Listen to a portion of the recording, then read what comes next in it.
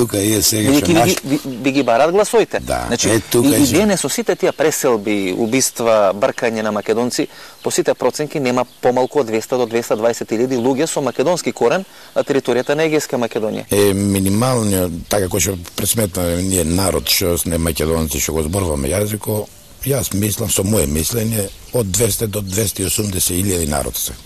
Со македонски корен. Со македонски, што го зборуват македонски. Што го зборуват македонски. Сега помладите. Тоа е голема бројка.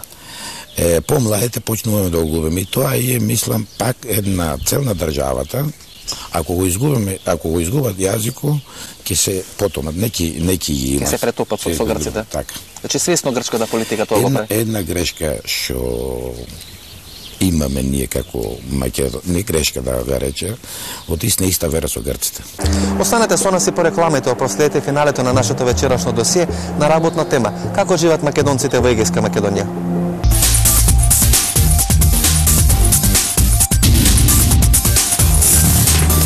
Сонувате ли за оној ден кога Македонија ќе стане членка на Европската унија, кога ќе можете во Брисел на македонски ко службен јазик да говорите тамо во рамките на Европскиот совет, на НАТО, на Европарламентот? Ние осакуваме да влезе Македонија во Европската унија. Бидејќи на сите тоа ќе помогне на сите македонци, било кај што живеат, во Егејска, па во, да речеме, во Вардарска или Пиринска или било каде. Било каде. Многу ми навела дека единствен начин македонците, македонската држава да може да се спротистави на сите овие обиди за негирање, да стане равноправна со останатите балкански држави и народи, а ќе стане равноправна само ако е членка на НАТО и на Европската унија. Нема трета варијанта веројатно за македонците да може да опстојат и да продолжат понатаму. Видите се, јас не сакам да бидам многу категоричен на вакво прашање. Тоа што сакам да кажам е оти навистина е многу важно да стане Македонија членка на овие институции. Да може да опстане. Господин Ристо, рековте дека ви правеле многу проблем во бизнисот. Рековте дека имало големи притисоци од грчката држава. Дали се покајавте воопшто во последните 15 години со тоа што сте човекот кој прв го ја формира таа партија во ноќето 1994 година? Дали некоја се посомневавте дека тоа што го правите може и не заслужува такви жртви од ваша страна? Да, јас лично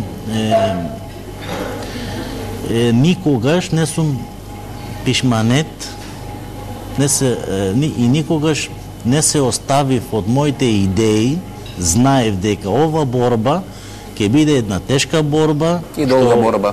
И долга, и што во животот ќе загубиме многу работи, и зато до ден денес можеби многу работи да загуби од бизнесот, можеби, од личната живот, од фамилијата, али до ден денес не се пишманив за ништо.